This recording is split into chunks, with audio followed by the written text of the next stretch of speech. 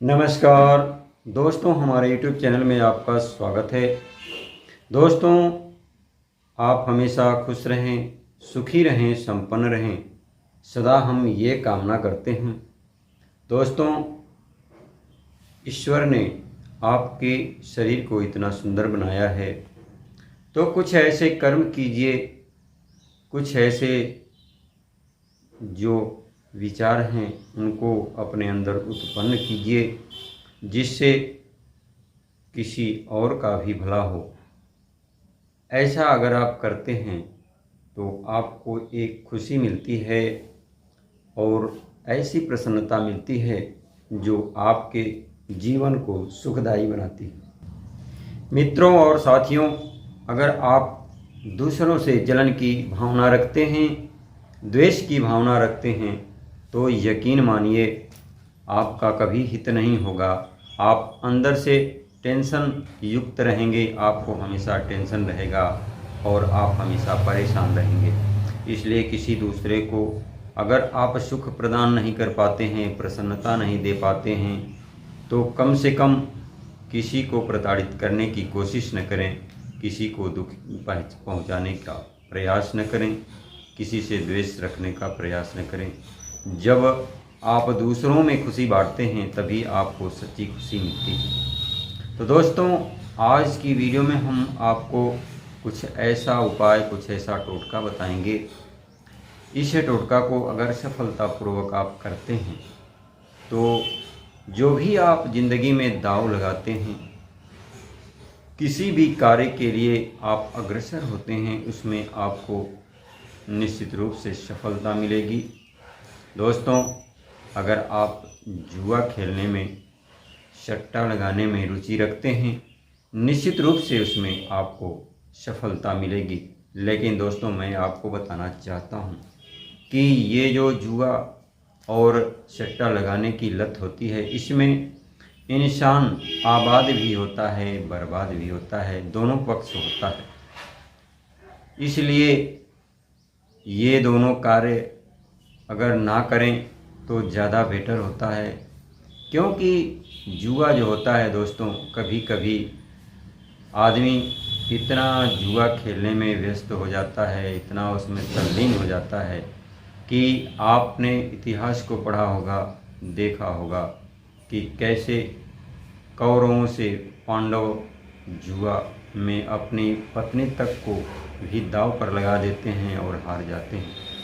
तो इसलिए मेरा ये कहना है, मेरा ये मानना है कि अगर हो सके तो ये कार्य आप न करें, जिसकी वजह से आपके परिवारजनों को परेशानी हो, आपके परिवार को परेशानी झेलना पड़े।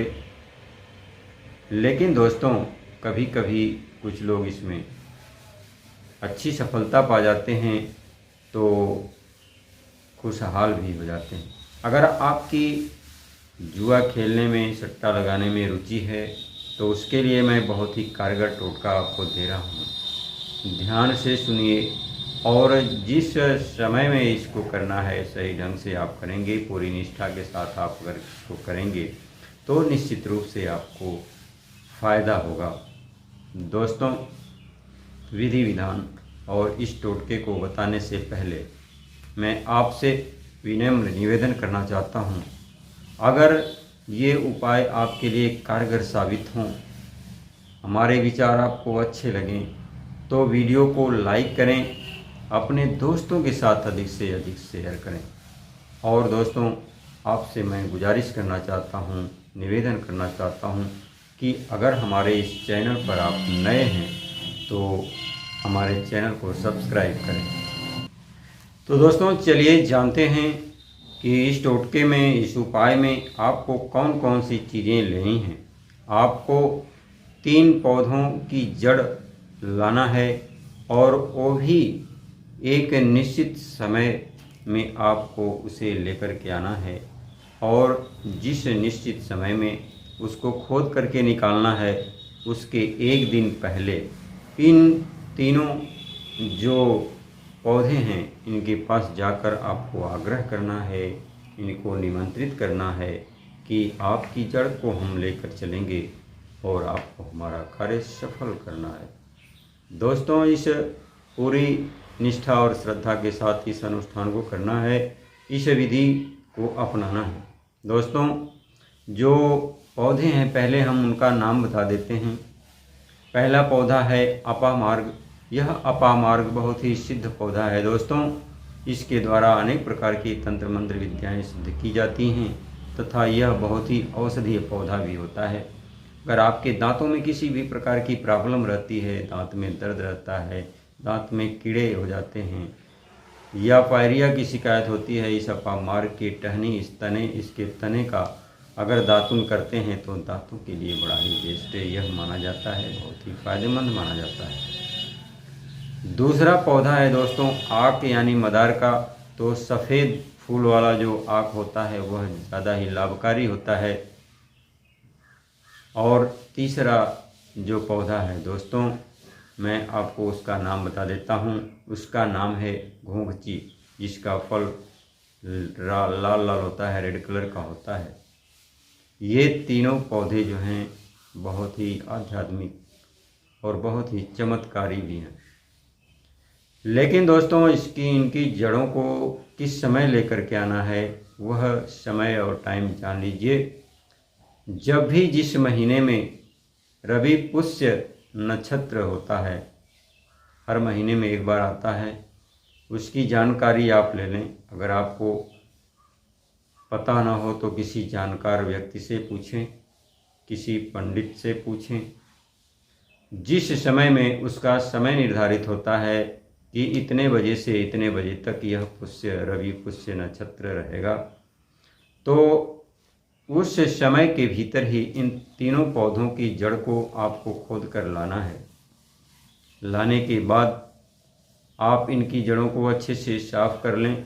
साफ करने के बाद आप अपने पूजा गृह में इन तीनों पौधों की जड़ को रखिए और इनके ऊपर गंगा जल छिड़क करके धूप बत्ती आप जला करके और पूरी श्रद्धा पूरी निष्ठा के साथ आप ओम नमः शिवाय का जाप 108 बार कीजिए। उसके बाद इन तीनों पौधों की जो जड़ें हैं उनके छोटे छोटे टुकड़े, आप इतने बड़े बड़े छोटे छोटे पतले पतले टुकड़े आप कर लीजिए और 3 ताबीज़ बनाइए। उनको लाल धागे से लपेट करके ताबीज़ का आकार दीजिए। एक ताबीज़ को जो श्मशान घाट पे शिव जी का अगर आपको मंदिर मिल जाए वहाँ पर ले जा कर के पूरी श्रद्धा और निष्ठा के साथ इसको अर्पित कीजिए। दूसरा जो आपका ताबीज़ है उसको आप अपने तिजोरी में, जहाँ पर रुपया पैसा रखते हैं वहाँ पर रख दीजिए। और जो तीसरा ताबीज़ है उसको अपने दाहिने बाजू में बांध करके जुआ खेलने या सट्टा लगाने आप चाहिए।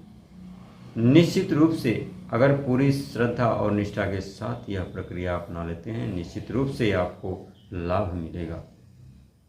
लेकिन दोस्तों मैं आपको सचेत करना चाहता हूँ, इस टोटके का प्रयोग करने से पहले आप ध्यान रख लीजिए कि किसी भी जुए में ज़्यादा संपत्ति दांव पर लगाने का प्रयास मत कीजिए।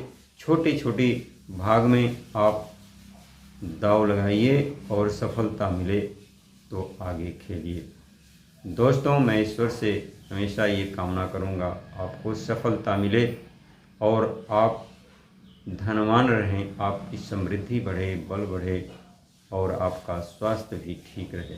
दोस्तों इन विचारों के साथ हम आज की वीडियो यहीं समाप्त करते हैं। फिर मिलते हैं अगली वीडियो में कुछ नई बातें, कुछ नए विचार और कुछ नए उपाय के साथ। तब तक के लिए दीजिए इजाज़त।